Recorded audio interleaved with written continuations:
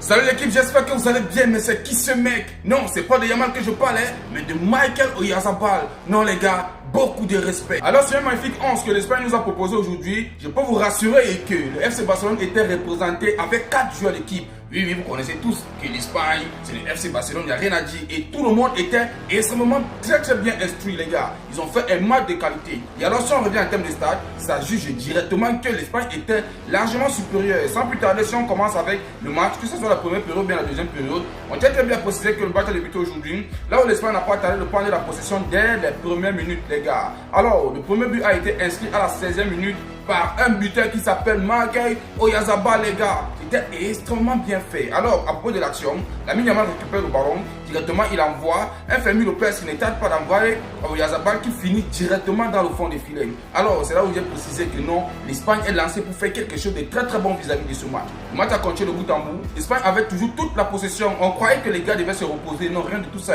Alors, Oyarzabal est encore venu retrouver son tempérament et inscrit un but à la 43e minute par une passe décisive de Cubarsí. C'est là où j'ai précisé que non, le FC Barcelone est représenté. Mais Oyarzabal, il n'y a rien à dire les gars. France, Espagne, en termes de mondial, il y a de quoi se régaler. Alors directement, les gars sont allés en pause. Ils sont revenus. Directement en termes de deuxième période, on pensait que l'Espagne devait baisser le tempérament. Les gars, on a menti. Parce qu'il y a eu un remplacement très vif. Sans toutefois oublier qu'en termes de première période, il y a Lamine Yamal qui a raté un ballon qui a tapé directement sur le poteau. Lamine Yamal était aussi égoïste quelque part. Parce qu'il y avait un ballon où il détenait. Au lieu de donner le ballon à Oyarzabal, il s'est permis de gérer ça lui seul. Et là, j'ai dit que non, c'est pas bien du tout. Mais les gars, comme je tiens à préciser, ça continue de bout en bout. À la 72e minute, encore un but de Victor Linos qui est entré avec Ferran Torres. Une passe décisive de Ferran Torres, et très bien à préciser. Sans toutefois oublier que Ferran Torres c'est un poisseux quelque part.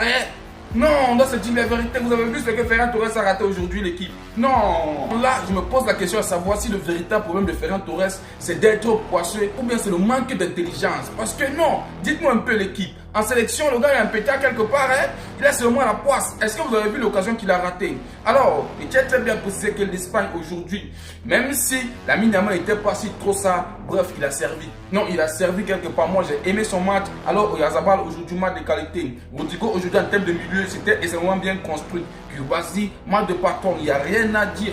Il n'y a rien à dire. Fermín López, match de patron. Vous avez vu le but qu'il a inscrit aujourd'hui. On a dit qu'il était hors jeu. Alors là, je tiens encore à préciser que le mondial s'annonce extrêmement fort. Extrêmement fort. La France que j'ai vue, les gars, et l'Espagne que j'ai vue, les gars, il y a de quoi se régaler en temps réel parce qu'aujourd'hui, l'Espagne dominait en bout. Première période, deuxième période, défense très bien construite. Même s'il y avait des petites failles quelque part, les petites faiblesses, mais les gars, il n'y a rien à dire. Alors les gars,